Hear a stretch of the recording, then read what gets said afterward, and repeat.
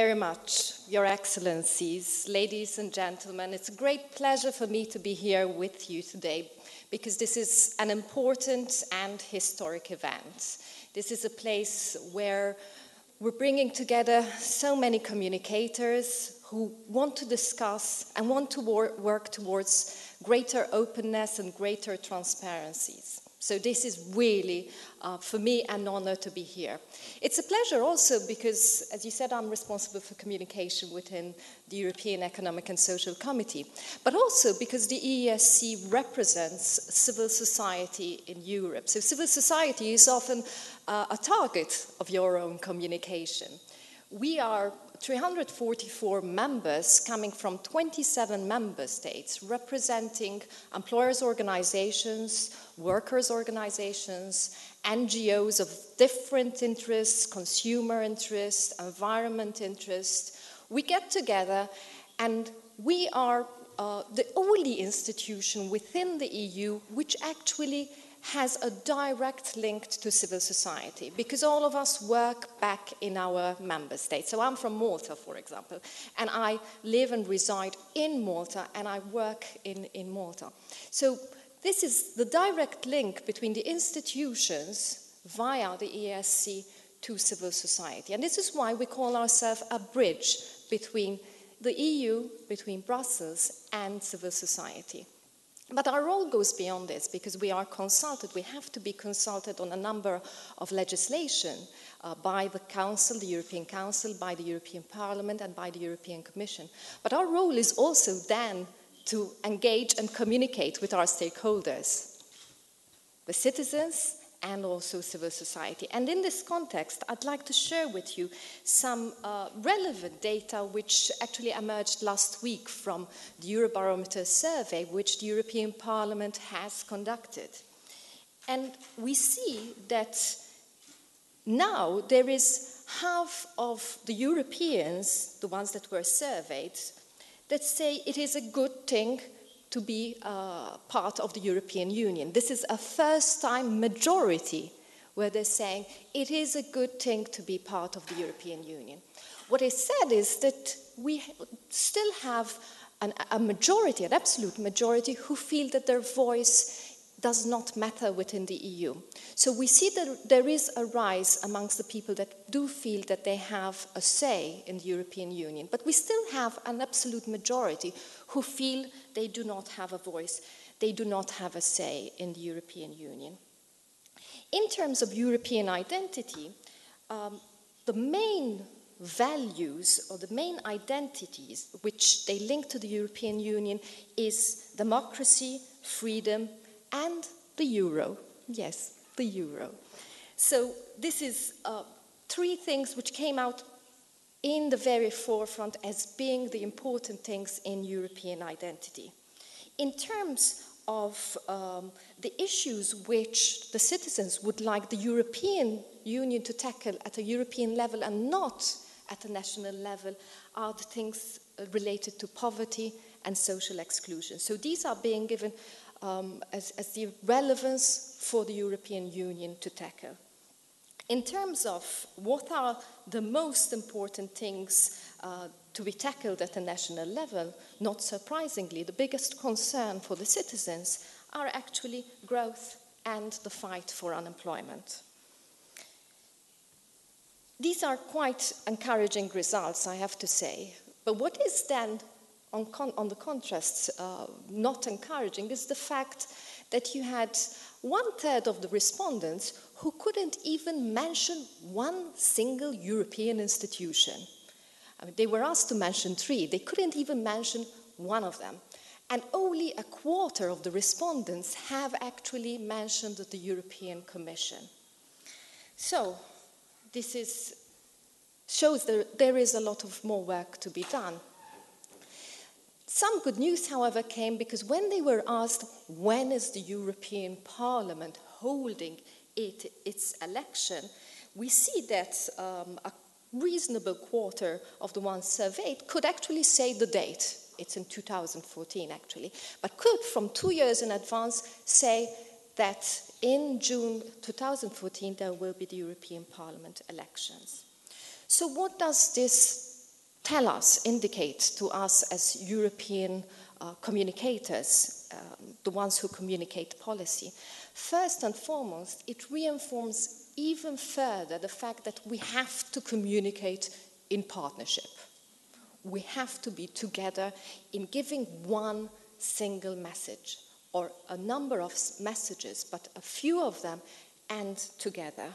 So this is the approach which needs to be done so that we can all have a common narrative when communicating with the citizen.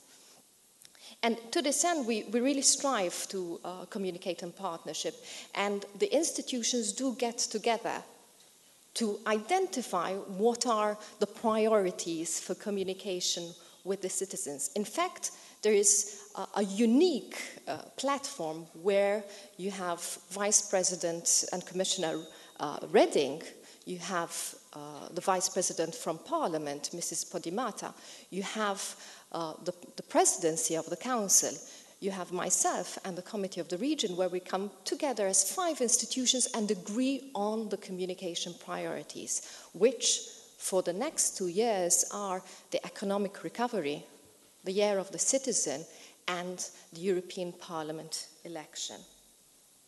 But for us, what's important also is the going local.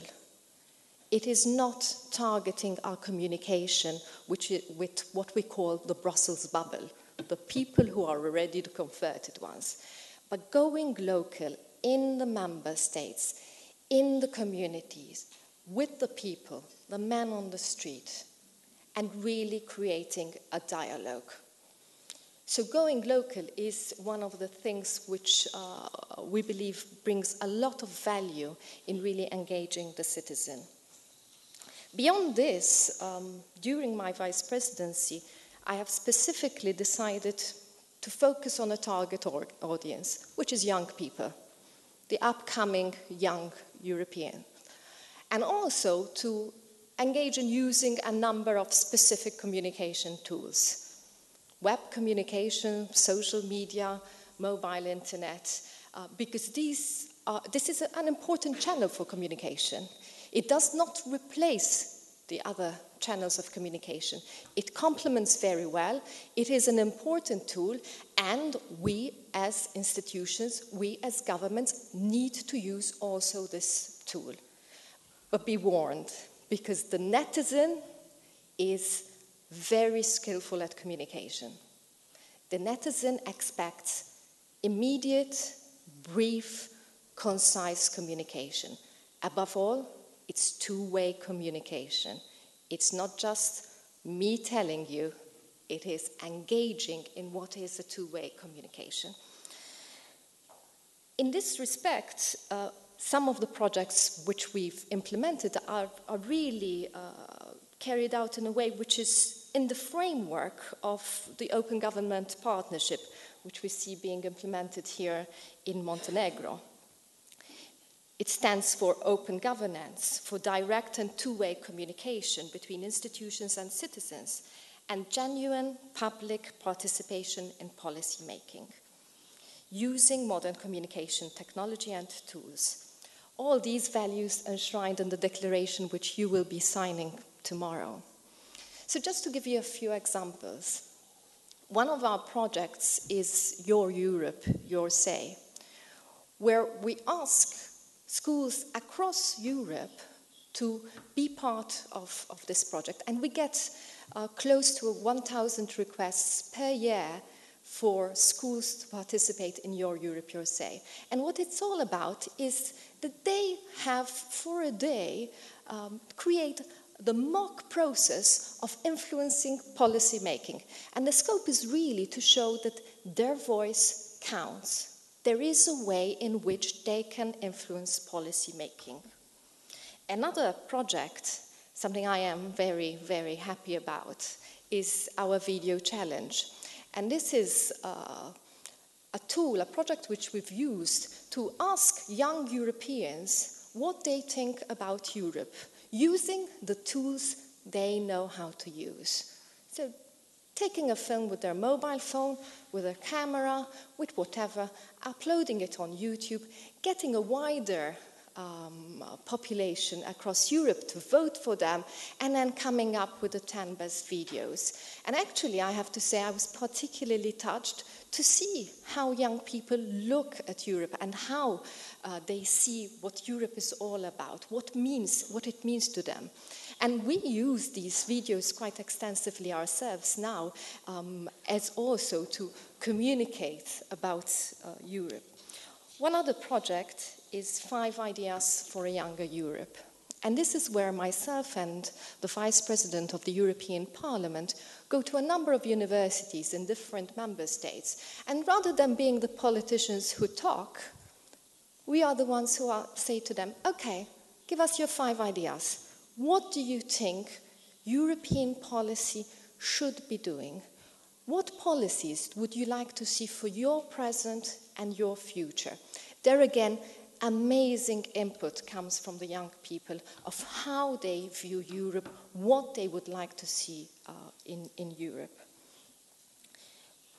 There are a number of other activities, which I won't go into them, but next year most of them will be focusing on the Year of Citizen, because this is one of our communication priority. So from my point of view, I'm really, really delighted to be here amongst you.